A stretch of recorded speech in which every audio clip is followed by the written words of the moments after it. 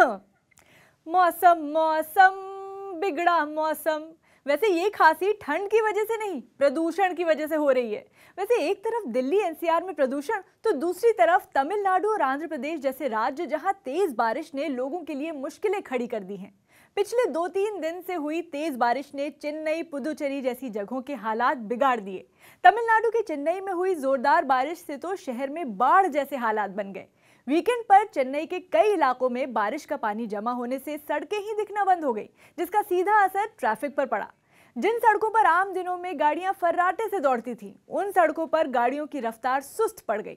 सबसे ज्यादा परेशानी उन लोगों को हुई जो जरूरी काम के लिए अपने घरों से निकले, लेकिन उन्हें घुटने तक पानी से होकर अपनी मंजिल तक जाना पड़ा। शहर के निचले इलाकों में तो हालात बेहद खराब दिखे। वहां कुछ जगहों पर 4-5 फीट तक पानी भर गया, जिसके बाद गाड़ियों के पहिए तक दिखना बंद हो गए। यहां तक कि कई मकानों में भी पानी घुस गया। हालांकि सोमवार को उसके बाद बारिश की रफ्तार कुछ कम जरूर हुई, लेकिन मौसम विभाग के मुताबिक खतरा अभी टला नहीं है। 9 तारीख को एक low pressure area south east Bay of Bengal पे बन रहा है एंड लो प्रेशर एरिया धीरे धीरे वेस्ट नॉर्थ वेस्ट दिशा पे गति करके एक डिप्रेशन में परिणत होगा और 11 तारीख सुबह नॉर्थ तमिलनाडु कोस्ट के पास केंद्रीभूत होगा। इसके प्रभाव में 10 तारीख और 11 तारीख को तमिलनाडु और एडजॉइनिंग साउथ आंध्र प्रदेश में heavy to very heavy rainfall few places में हो सकता है और आइसोलेटेड प्लेसेस में एक्सट्रीमली हेवी रेनफॉल हो सकता है 10 तारीख को और 11 तारीख को। फिर 12 तारीख को रेनफॉल इंटेंसिटी कम हो जाएगा। चलिए साथ ही चेन्नई का तापमान बता देते हैं। यहाँ पर आज मैक्सिमम टेम्परेचर 26 डिग्री सेल्सियस रहने वाला है और मिनिमम टेम्परेचर 25 डिग्री सेल्सियस रहने का अनुमान है। ये चेन्नई में जैसी बारिश हो रही है, काश इसमें से बिल्कुल थोड़ी सी बारिश दिल्ली भी आ जाए, क्योंकि यहाँ के पोल्यूशन से राहत तो हवा और बारिश ही दिला सकते हैं। अब देखिए इन तस्वीरों को, देखिए यहाँ मास्क सिर्फ कोरोना नहीं, इस जहरीली हवा से बचने के लिए भी पहनना जरूरी हो गया है। और इसकी सबसे बड़ी वजह हम आपको बताते हैं। हमारे रिपोर्टर नीरज इस वक्त उसी जगह पर लाइव खड़े हैं जहां से इस प्रदूषण को बढ़ाने वाला धुआं निकल रहा है। सीधे नीरज के पास चलते हैं और जानते हैं पराली के जंजाल में हम कैसे फंसे हैं। लगातार आपको दिखा रहे हैं कि कैसे हरियाणा के अलग अलग हिस्सों में भी पराली जलाई जा रही है, जिसका असर दिल्ली पर पड़ रहा है, वहाँ प्रदूषण पे भी पड़ता है। लेकिन इस वक्त हम लोग जहाँ मौजूद है, आप देख सकते हैं पराली के निचले हिस्से को आग लगाई गई है। धुआं आप देख सकते हैं। अपने कैमरा पर्सन अनिल से कहेंगे इस तरफ की तस्वीरें दिखाएं। काफ़ी देर पहले यहाँ ये आग लगाई गई है पराली में, क्योंकि मशीन से कटाई होती है। आपको पहले बता दें, मशीन से ये कटाई हुई है धान की, और नीचे का जो हिस्सा है काफ़ी लंबा होता है, ऊपर तक रह जाता है। इसलिए पंजाब में जिस तरह से आप लोग देखते हैं कि जिस तरह से पराली में आग की लपटें होती है, उस तरह की लपटें आपको हरियाणा में नहीं देखेंगे।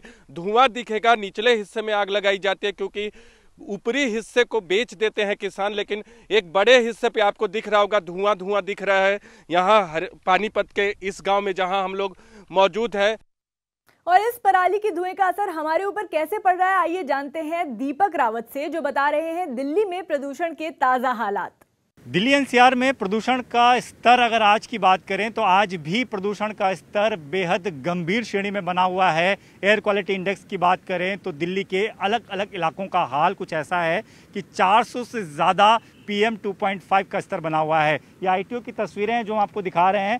ITO पर अगर AQI लेवल की बात करें तो यहाँ पर AQI लेवल PM 2.5 415 के आसपास है। 400 से ऊपर जब ये पहुंच जाता है तो इसे बेहद गंभीर श्रेणी का माना जाता है, यानी सीवियर कंडीशन, यानी कि आपकी सांसों के लिए बेहद खतरनाक ये हो सकता है। सिर्फ यहीं की बात नहीं, बल्कि आप आनंद विहार और बवाना में जाएं तो वहाँ पर भी एयर क्वालिटी इंडेक्स PM 2.5 का स्तर 400 से ऊपर पहुँच चुका है, यानी वहाँ पर भी कंडीशन सीवियर लेवल पर पहुँच चुकी है। ये बहुत खतरनाक होता है, ये हम नहीं कह रहे हैं, ये डॉक्टर्स, ये एक्सपर्ट्स कह रहे हैं। डॉक्टर्स का ये कहना है कि इस कंडीशन में अगर आप बाहर निकलते हैं, और ख़ास तौर पर बुज़ुर्ग, गर्भवती महिलाएं, बच्चे या फिर वो लोग जिन्हें सांसों से जुड़ी तकलीफ़ है, जिन्हें अस्थमा है, उन लोगों के लिए ये बेहद खतरनाक हो सकता है। ये उनकी जान तक ले सकता है। ऐसे में दिल्ली और दिल्ली के आसपास की हवा लगातार बिगड़ती जा रही है। इसकी कई वजहें बताई जा रही है, लेकिन ये कब कम होगा इसको लेकर कोई प्रिडिक्शन फिलहाल नहीं की जा रही है, क्योंकि ये वो मौसम होता है जब दिल्ली में हवाएं बहुत धीमी गति से चलती हैं, और जब ये हवा बहुत धीमी हो जाती है तो पराली का जो धुआं है या पटाखों का जो धुआं है वो यहाँ पर इसी तरीके से अटक जाता है, और इस तरीके का जो धुएं का गुबार है वो नज़र आता है, स्मॉग नज़र आता है, विजिबिलिटी कम हो जाती है। सुबह और शाम के वक्त आपको 100 मीटर से ज़्यादा दूरी की चीज़ नज़र नहीं आती, गाड़ियाँ निकलने में काफ़ी परेशानी होती है। तो तमाम चीज़ें जो हैं उन पर अब इस प्रदूषण का असर होने लगा है, लोग बीमार होने लगे हैं, लोगों को गाड़ी निकालने में समस्या हो रही है। वैसे अनुमान लगाया जा रहा था कि दिवाली के बाद चलने वाली हवाएं प्रदूषण को कम करेंगी, लेकिन ऐसा होता नजर नहीं आ रहा। प्रदूषण बढ़ने की सबसे बड़ी वजह क्या हो सकती है, ये भी दीपक बता रहे हैं। हरीम, प्रदूषण के बढ़ने की कई सारी वजह हैं। सबसे मुख्य वजह जो दिल्ली सरकार इस वक्त बता रही है वो है पराली का जलना। दिल्ली के आसपास के इलाकों की अगर हम बात करें तो यूपी, हरियाणा, पंजाब, इन जगहों पर किसान इन दिनों पराली जलाते हैं। पराली जलाने के बाद उसका जो धुआं होता है वो काफ़ी गंभीर हो जाता है, उसकी वजह से जो प्रदूषण का स्तर है वो बढ़ने लगता है। हवाएं जो हैं वो दिल्ली तक तो ठीक ठाक आती हैं, लेकिन दिल्ली में हवा जो है वो धीमी गति की हो जाती है, जिसकी वजह से ये जो वायु प्रदूषण है ये यहाँ अटक जाता है। परेशानी लोगों की यहाँ बढ़ जाती है। सिर्फ पटाखे ही नहीं, क्योंकि पटाखों को लेकर भी ये कहा गया था कि जब पटाखे जलाएंगे तो उससे जो प्रदूषण फैलेगा उससे भी मुश्किलें बढ़ सकती है। लेकिन पटाखों का धुआं, जो एक्सपर्ट्स कहते हैं, पटाखों का धुआं 1 या 2 दिन तक ही रहता है। लेकिन पराली जो लगातार जलाई जा रही हैं ये पंजाब, हरियाणा, यूपी में, उनकी वजह से जो धुआं यहाँ पहुँच रहा है उसकी वजह से प्रदूषण का स्तर लगातार बढ़ रहा है। ये इतना ज़्यादा बढ़ गया कि अब ये सीवियर कंडीशन तक पहुँच गया। तो दिल्ली में प्रदूषण के बढ़ने के कई वजह हैं, जिसमें ईंधन का धुआं होता है, कारखानों का धुआं होता है, पराली का धुआं होता है, पटाखों का धुआं होता है। ये तमाम चीज़ें जब मिल जाती हैं तो ये आपका दम घोटने लगती हैं। इन दिनों सांस लेना बहुत मुश्किल हो गया है, एक आम आदमी के लिए भी, एक आम नागरिक के लिए भी, साथ ही साथ उन लोगों के लिए ये बहुत ज़्यादा मुसीबत बन गया है जो लोग बीमार हैं, जो लोग बुज़ुर्ग हैं। तो ऐसे में सरकारें दावे कर रही हैं कि वो तमाम कोशिशें कर रही हैं, अलग अलग जगह एंटी स्मोक गन लगाई गई हैं, तमाम कारखानों पर रोक लगा दी गई है, जनरेटर बंद कर दिए गए हैं ताकि जो प्रदूषण का स्तर है उसे कम किया जा सके। लेकिन सरकार, दिल्ली सरकार की बात करें तो दिल्ली सरकार लगातार ये आरोप लगा रही है कि जो पड़ोसी राज्य हैं वो पराली को लेकर काम नहीं कर रहे हैं। अगर उस पर काम किया जाए तो दिल्ली में इस बढ़ते प्रदूषण को कम किया जा सकता है। चलिए, तमाम जानकारी के लिए शुक्रिया दीपक। अब जरा मौसम विभाग से जानते हैं कि दिल्ली के ऐसे हालात कब सुधर सकते हैं। मैं ये बता पाऊंगा कि जब हवाएं कम होती हैं तो जैसे मैं बताया कि जो नीचे एटमॉस्फेयर है ये लिफ्ट नहीं हो पाता, दूसरा डिस्पर्स नहीं हो पाता। जो एटमॉस्फेयर में जो एयर पोल्यूटेंट्स या जो वाटर ड्रॉपलेट्स हैं वो रहती हैं, सस्पेंशन में रहती हैं, वो डिस्पर्स नहीं हो पाती। जैसी तेज़ हवा चलती है तो वो डिस्पर्स हो जाती हैं और लिफ्ट हो जाती हैं। तो कुल मिला के अगले 3 दिन तक बहुत ज़्यादा वेदर के हिसाब से कोई ज़्यादा सुधार की उम्मीद नहीं है हवाओं में। और जहाँ तक मैंने बताया, फिर मैं रिपीट करता हूँ, 11-12 तारीख में थोड़ा सा इजाफा होगा, वो भी सिग्निफिकेंट नहीं है। और इसके पीछे मूल कारण ये है कि नॉर्थ इंडिया को इफेक्ट करने वाला कोई भी जो वेदर सिस्टम है, सिग्निफिकेंट वेदर सिस्टम एंटर आने वाले वीक में नहीं है। चलिए साथ ही दिल्ली का तापमान देख लेते हैं। आज यहाँ पर मैक्सिमम टेम्परेचर 28 डिग्री सेल्सियस रहने का अनुमान है और मिनिमम टेम्परेचर 14 डिग्री सेल्सियस रहने का अनुमान है।